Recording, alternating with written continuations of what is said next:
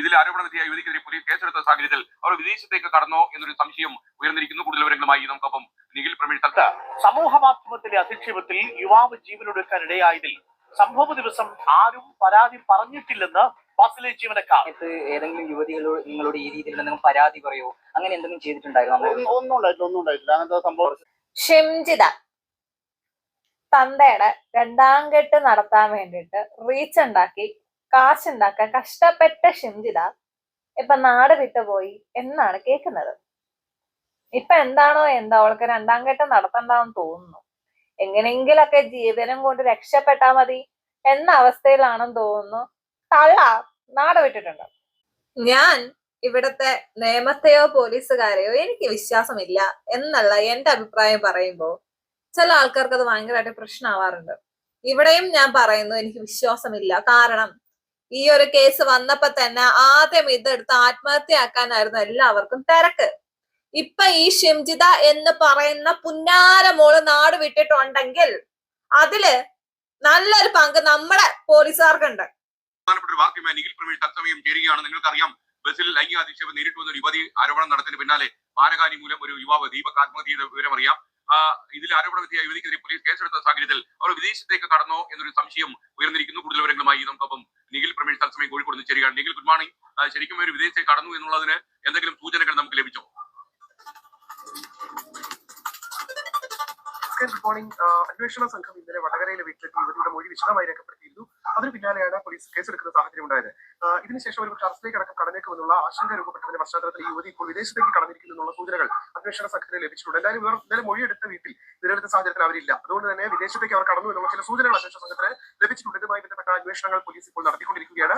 കൂടുതൽ പേരുടെ മൊഴികളടക്കം രേഖപ്പെടുത്തി ആ ബസ്സിൽ ആ സമയം ഉണ്ടായിരുന്ന ആളുകൾ, ജീവനക്കാർ തുടങ്ങിയവരുടെയൊക്കെ മൊഴികൾ വിശദമായി രേഖപ്പെടുത്തി ഈ കേസ് മുന്നോട്ട് കൊണ്ടുപോകുക തന്നെയാണ് പോലീസ്. ആദ്യഘട്ടത്തിൽ പോലീസിന്റെ ഭാഗത്ത് കേവലം ഇതൊരു ആത്മഹത്യാ കേസാക്കി ഒതുക്കി തീർക്കുന്നതിന് വേണ്ടിയിട്ടുള്ള ശ്രമങ്ങൾ ഉണ്ടായിരുന്നു. ബി ജെ പി നേതാക്കളൊക്കെ വലിയ വിമർശനം ഈ വിഷയത്തിൽ ഉന്നയിക്കുന്ന കാഴ്ചയും നമുക്ക് കാണാൻ കഴിയുമായിരുന്നു. എന്നിരിക്കെ പിന്നീട് ഈ വളരെ ശക്തമായ സമ്മർദ്ദം മാധ്യമങ്ങളുടെ അടക്ക ഭാഗത്തു നിന്ന് വലിയ സമ്മർദ്ദം ഉണ്ടായതിന്റെ പശ്ചാത്തലത്തിൽ പോലീസിന് മറ്റു നിക്കക്കളില്ലാതെ ഇന്നലെ വൈകിട്ട് വീട്ടിലെത്തി ദീപകിന്റെ മാതാവിന്റെ ഒക്കെ മൊഴി വിശദമായി രേഖപ്പെടുത്തുകയും ചെയ്തിരുന്നു. ഈ പശ്ചാത്തലത്തിലാണ് ഇപ്പോൾ ഇന്നലെ ഒരേ സമയം, അതായത് വീട്ടിലെത്തി ദീപകിന്റെ മാതാവിന്റെയും പിതാവിന്റെയും മൊഴി രേഖപ്പെടുത്തുന്ന അതേ സമയം തന്നെ വടകരയിലെ യുവതിയുടെ വീട്ടിലെത്തി അവരുടെ മൊഴിയും മെഡിക്കൽ കോളേജ് എസ് രേഖപ്പെടുത്തിയിരുന്നു. അതിന് പിന്നാലെയാണ് ഈ യുവതി ഒളിവിൽ പോകുന്ന ഒരു സാഹചര്യം ഉണ്ടായിട്ടുള്ളത്. നിലവിൽ ഇവർ എവിടെയാണ് എന്നുള്ളതിനെ കുറിച്ച് യാതൊരു വിവരവുമില്ല. നേരത്തെ അവർ വിദേശത്താണ് ഉണ്ടായിരുന്നത്. വിദേശത്തേക്ക് തന്നെ കടന്നിരിക്കാം എന്നുള്ള സൂചന കൂടി പോലീസിന് ഇപ്പോൾ ലഭ്യമായിട്ടുണ്ട്. ദുബൈയിലാണ് ഇവർ ഉണ്ടായിരുന്നത്. അവിടേക്ക് തന്നെ കടന്നിരിക്കാമെന്നും പോലീസ് കരുതുന്നുണ്ട്. ഇന്നലെ ഈ യുവതിയുടെ ഫോൺ പോലീസിനെ ഞാൻ അടിച്ചാക്ഷേപിക്കുന്നില്ല. പക്ഷേ ഇതുപോലെ പ്രതികൾക്ക് രക്ഷപ്പെടാനുള്ള അവസരം ഉണ്ടാക്കി കൊടുക്കുന്ന ആൾക്കാരുണ്ട്. ഈ സ്ഥാനത്തൊരു ആണാണ് വന്നതെങ്കിൽ ഇപ്പൊ ലുക്കൌട്ട് നോട്ടീസ് ഇറങ്ങിയേനെ, മീഡിയാസിൽ അവളുടെ ഫോട്ടോസ് വന്നേനെ. ഇതൊന്നും ഞാൻ കണ്ടില്ല. എങ്ങാണ്ട് ഏതോ ഒരു ചാനൽ എങ്ങാണ്ടാണ് ഇന്നലെ ഫോട്ടോ കൊടുത്തത്. എനിക്ക് തോന്നുന്നു ഇന്ന് ഫോട്ടോ ആയിട്ട് ഇറങ്ങിയിട്ടുണ്ടെന്ന് തോന്നുന്നു. ഞാൻ എന്തായാലും ഫോട്ടോ വെച്ചിട്ട് തന്നെയാണ് വീഡിയോ ചെയ്യുന്നത്. ഇവളുടെ എല്ലാ ഫോട്ടോയും വെച്ചിട്ടേ ഞാൻ വീഡിയോ ചെയ്യുന്നുള്ളൂ. പുന്നാര മോക്ക് റീച്ചിന് വേണ്ടിയിട്ടല്ലേ ചെയ്തേ, കുറച്ച് റീച്ച് അങ്ങ് ഇരിക്കട്ടെ. ഇതുപോലുള്ള നാറികൾക്ക് സപ്പോർട്ടൊന്നും പറഞ്ഞ് ഇറങ്ങിയിട്ടുണ്ട് കുറെ ഫെമിനിസ്റ്റ് അലവലാദികള്. ഫെമിനിസ്റ്റിന്റെ അർത്ഥം എന്താണെന്ന് പോലും ഇവളുമാർക്കൊക്കെ അറിയോ എന്തോ. മാധ്യമത്തിലെ അധിക്ഷേപത്തിൽ യുവാവ് ജീവനൊടുക്കാനിടയായതിൽ സംഭവ ദിവസം ആരും പരാതി പറഞ്ഞിട്ടില്ലെന്ന് ബസ്സിലെ ജീവനക്കാർ. Reporter exclusive. പറഞ്ഞിരുന്നെങ്കിൽ പോലീസിൽ അറിയിക്കുമായിരുന്നു. വീഡിയോ കണ്ടപ്പോഴാണ് തങ്ങളുടെ ബസ്സാണെന്ന് തിരിച്ചറിഞ്ഞത്. CCTV ദൃശ്യങ്ങളിൽ വ്യക്തമായൊന്നും കാണാൻ കഴിഞ്ഞില്ല.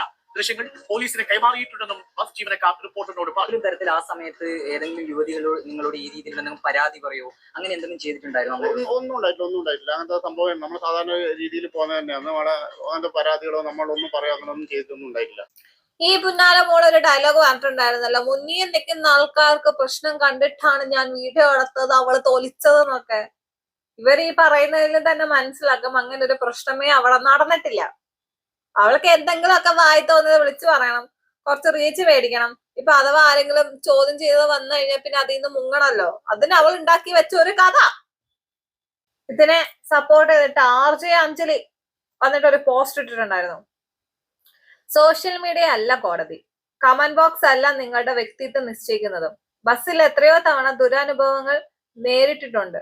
വീഡിയോ എടുക്കുന്നത് പരാതി നൽകാനാകട്ടെ. ഒരു ഇരയെ കിട്ടിയ സന്തോഷത്തിൽ ആർപ്പ് വിളിക്കുന്ന റിവ്യൂ കമ്മിറ്റിക്കാരോട് പുച്ഛം മാത്രം. സ്ത്രീ കടുങ്കൈ ചെയ്താൽ വീണ്ടും പ്ലേറ്റ് തിരിച്ചു വെച്ച് പ്രാക്ടീസ് ചെയ്യുമായിരിക്കും. തെറ്റ് ചെയ്തവർ നിയമം മൂലം ശിക്ഷിക്കപ്പെടട്ടെ. സ്വയം പ്രഖ്യാപിത കോടതികളെ. അഞ്ജലി ചേച്ചിക്ക് ഒരു മെഹന്തി കഥ ഓർമ്മയുണ്ടോ? അഞ്ജലി ചേച്ചി ഒരു മെഹന്തി കഥ ഓർമ്മ ഉണ്ടാവല്ലോ അല്ലേ? ഷിംജിതയ്ക്കെതിരെ ആൾക്കാർ സൈബർ അറ്റാക്ക് നടത്തുന്നതിലാണ് ഇവിടെ എല്ലാവർക്കും പ്രശ്നം. അതിന് മുമ്പ് നടന്നതൊന്നും ഒരു പ്രശ്നമേ അല്ല. ഷിംജിതയ്ക്ക് എതിരെ സൈബർ അറ്റാക്ക് നടത്തി അവൾ എന്തെങ്കിലും ചെയ്താ പോട്ട് പുല നോക്കിയും ഇവളൊന്നും ജീവിച്ചിട്ട് കാര്യമൊന്നുമില്ല. അതുകൊണ്ടാ ബസ്സിൽ കയറിയിട്ട് അയാളൊന്ന് ബാഗ് ലിഫ്റ്റ് ചെയ്തപ്പോ അത് ചെന്ന് ഇടിച്ചതിന് അവള് സ്ലോ മോഷൻ ഇട്ടിട്ട് അവളുടെ കുഞ്ഞമ്മയുടെ 2ാം കെട്ട് നടത്താൻ നോക്കിയതില് പ്രശ്നമില്ല. ഇവളെന്തെങ്കിലും ചെയ്തെങ്കിലോ എന്നാണ് ഇപ്പോഴത്തെ പ്രശ്നം. ഞങ്ങൾക്ക് ഒരു കോപ്പുമില്ല. ഒന്നും ചെയ്യാത്ത ഒരു മനുഷ്യനെ കൊലക്ക് കൊടുത്തിട്ട് ഇവള് വന്ന് നിന്ന് കുറെ പ്രസംഗിച്ചിട്ടുണ്ടായിരുന്നു. ഘോരങ്ങ് പ്രസംഗിച്ചിട്ടുണ്ടായിരുന്നു അവളുടെ കുഞ്ഞമ്മയുടെ ഒരു സൈക്കോളജിസ്റ്റ്. എടി നീ ആദ്യം പോയിട്ട് ഒരു സൈക്കോളജിസ്റ്റിനെ കാണാൻ. നിന്റെ ഈ മനോഭാവമൊക്കെ വെച്ചിട്ട് നീ ഇതല്ല ഇതിന്റെ അപ്പുറത്ത് വേറെ എന്തെങ്കിലും ചെയ്യാൻ പറ്റുമെങ്കിൽ നീ അത് ചെയ്യും. ആദ്യം നീ പോയിട്ട് ഒരു സൈക്കോളജിസ്റ്റിനെ കാണ്. നിന്റെ തലക്ക് വെളിവില്ലായ്മ നീ അത് നിർത്ത്. നിന്റെ പേഴ്സണൽ കാര്യമാണ്, എന്നാലും പറയാതിരിക്കാൻ വയ്യ. നിന്നെ പോലെ ഒരുത്തിനെ സഹിക്കാൻ വയ്യാത്തോണ്ടാണ് നിന്റെ കെട്ടിൽ ഇറങ്ങിപ്പോയത് അല്ലേ? നിന്റെ നാട്ടുകാരൻ പറയുന്നുണ്ടല്ലോ അത് 6-7 മാസമായിട്ട് രണ്ടിടത്താണ് ഇപ്പൊ എന്നുള്ളത്. എങ്ങനെ സഹിക്കും ഇതിനൊക്കെ? അതാണ് എങ്ങനെ ഇതിനൊക്കെ സഹിച്ചു നിൽക്കും? ഇമാതിരി കയ്യിലിരിപ്പല്ലേ ഇവക്കൊക്കെ. ആ വീഡിയോയില് ഇവള് വീഡിയോ എടുക്കുന്ന സമയത്ത് അങ്ങേരെ മുട്ടിയതിന്റെ എന്തെങ്കിലും എക്സ്പ്രഷൻ നീ പുന്നാലമോളുടെ മുഖത്തുണ്ടോ? ഇല്ല. ചിരിച്ചോണ്ട് നിന്നിട്ട് അവൾ അത് വീഡിയോ എടുത്തിട്ട് എന്നോട് ഇങ്ങനെ പെരുമാറി. ഞാൻ പറഞ്ഞില്ലേ നിന്റെ തന്തയെ വിളിച്ചോണ്ട് പോയിട്ട് നീ ബസ്സിൽ നിർത്തിയിട്ട് വീഡിയോ എടുക്ക. നല്ല റീച്ച് ആയിരിക്കും. ഇതിനേക്കാളൊക്കെ റീച്ച് അതിന് കിട്ടും. നീ അത് ചെയ്യ്. അല്ല ഇനിയിപ്പൊ ചെയ്യേണ്ടി വരത്തില്ല. കേസായല്ലോ.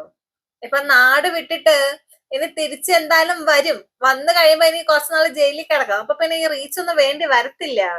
ഇപ്പം കുറച്ചാൾക്കാര് കാണാൻ വേണ്ടിട്ട് റീച്ചിന് വേണ്ടി കഷ്ടപ്പെട്ട് എടുത്ത വീഡിയോ ഇപ്പൊ നാടും ലോകവും മൊത്തം കണ്ടു. ഇനിയിപ്പൊ എവിടെ നിന്നെ കണ്ടാലും ആൾക്കാര് കാർക്കിച്ച് തുപ്പൂല, എന്നിട്ട് ചെവിക്കല്ലടിച്ച് പൊട്ടിക്കും. അമ്മാതിരി ഫേമസ് ആയിട്ടുണ്ട്. ആ ഒരു അച്ഛന്റെ അമ്മയുടെയും കണ്ണുനീര് കണ്ട് സഹിക്കാൻ പറ്റാത്ത ഏതെങ്കിലും ആൾക്കാര് നിന്നെ കൈ കിട്ടിയാ തീർന്നു മോളെ, നീ തീർന്നു. ഇനി ആൾക്ക് റീച്ചും വേണ്ടി വരത്തില്ല, ഒരു കോപ്പും വേണ്ടി വരത്തില്ല. ഇനി കുറച്ചുനാള് ജയിലിൽ പോയി അതിന്റെ അകത്തിരുന്ന് റീച്ച് പിടിക്കാം. അതാണ് അവിടെ പോയിരുന്ന് റീച്ച് പിടിക്കും. എങ്ങനെയാണേലും ഒരു കോണ്ടന്റ് ഉണ്ടാക്കാൻ വേണ്ടിട്ട് ഒരു മനുഷ്യനെ ഇല്ലാണ്ടാക്കിയ നീ ഒരു കാലത്തും ഗുണം പിടിക്കത്തില്ല കേട്ടോ. ശരി എന്നാ.